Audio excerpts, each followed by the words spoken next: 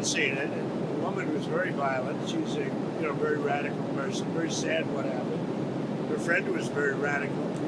Go or drive. And define that.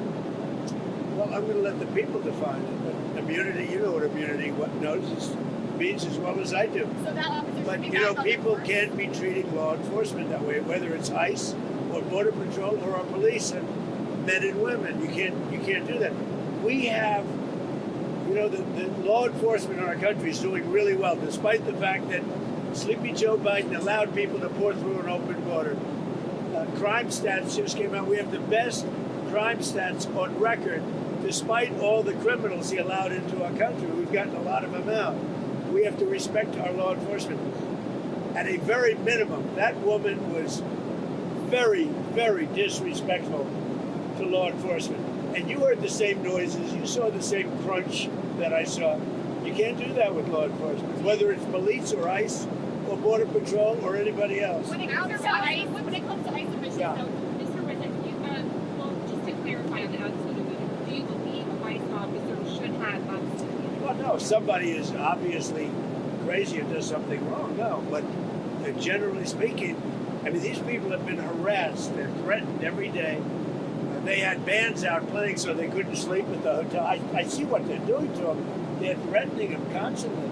And all they're doing is doing what I got elected on. We had millions of people that came into our country that are horrible people that shouldn't be in our country. They're murderers, they're drug dealers, they're people from mental institutions, they're the criminally insane, they're people from prisons. They were allowed to come into our country because Biden was a stupid person, and the people surrounding him, very smart, very vicious, but they have no common sense, and they're radicalized people. They're radical left people, not radical right. They're radical left people. And all they're doing is what I campaigned on. I won in a landslide. We won all 7 swing states. We won the popular vote. We won the districts. We won everything. We won the counties. We won the counties by 79%, I believe. I campaigned on a great border, and now we have a great border. But Biden let 25 million people come into this country, and many of those people are criminals, including 11,888 murderers. And we want them out. And I won on that. Now people don't talk about it because the border is so secure, nobody wants to talk about it anymore. The border was one of the reasons I won the election. I've done such a good job on it that nobody wants to talk about it anymore. The border is totally secure. And now the crime stats just came out, and they're the best numbers since they were taken, and that's like 50 years ago. We have the best crime numbers, despite the fact that a lot of criminals were allowed into our country. Do you think that We have to respect our law enforcement. Sir, do you believe that deadly force was necessary after watching all the footage a few days have passed? What's your assessment there? It was highly disrespectful of law enforcement. The woman and her friend were highly disrespectful of law enforcement. You saw that. They were harassing them, were following for days and for hours. And I think, frankly, they're professional agitators. But does disrespect And I'd like to mean find that out, and we are going to find out who's paying for it, But does disrespect with their brand new signs and all the different things.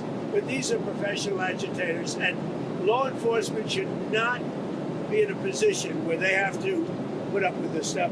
What that woman and what her friend and what their other friends were doing to law enforcement, not just ICE, law enforcement, is outrageous. do ICE officials say Can you tell us about your trip to Detroit? I'm going to be making a trip to Detroit to talk about our unbelievable amount of factories that are opening up all over the country, many of which are car factories and car plants. We have manufacturing plants opening up at levels that nobody's ever seen before because of tariffs. If we didn't have tariffs, you wouldn't have them opening, although they were very happy with the November 5th election. But we have, from Canada they're coming, from Mexico they're coming, from Germany, from Japan, from all over Europe, and from Japan, other places, and from China.